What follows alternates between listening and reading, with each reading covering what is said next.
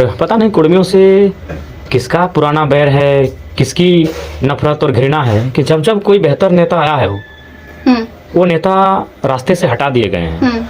ऐसा नहीं, उस समाज के बहुत नेता हैं, लेकिन जो समय के साथ मौन रहे हैं, चुप रहे हैं, उनको समाज में क्या हो रहा है नहीं हो रहा है उनसे फर्क नहीं पड़ा है, केवल अपना राजनीति करना है, वो जिंदा रहे हैं।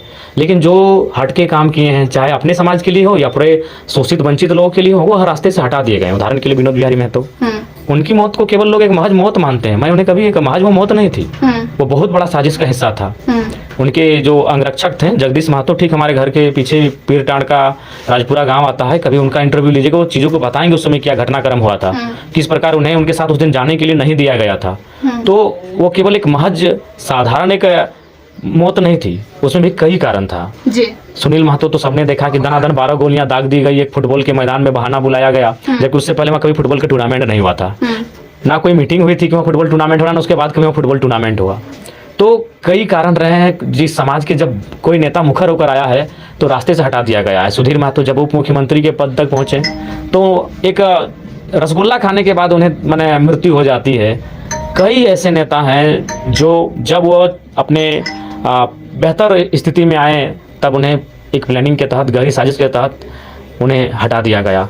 आप अभी देखिए इंद्रजीत महतो आज तक बीमार हैं, जगन्नाथ महतो कोरोना में चल बसे। मैं बार बार सवाल वही करता हूं कि कोरोना ये कैसा कोरोना था कि उसमें केवल 2 ही नेता को नुकसान हुआ और दोनों महतो नेता थे।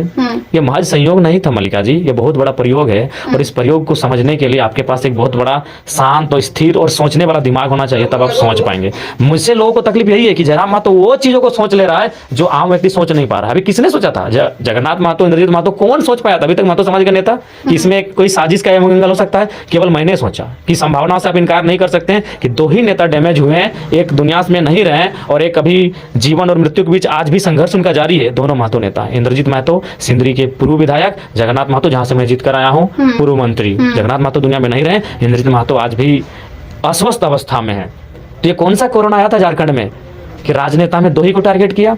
ये केवल संयोग नहीं था, ये बहुत बड़ा प्रयोग था, और इस पे पर्दा पता नहीं खुलेगा कि नहीं खुलेगा, क्योंकि व्यवस्था में, सत्ता में कुर्मी है ही नहीं, तो कैसे इससे राज खुलेगा? तो कारण है, ये कारण आता है जब भी समाज से कोई बेटा निकलता है तो भोले भाले लोगों को या तो अभी मेरे खिलाफ भड़का रहे हैं इस तरह से होता है, या तो फिर बड़ी गहरी साजिशों के साथ उनको सफाया कर दिया जाए।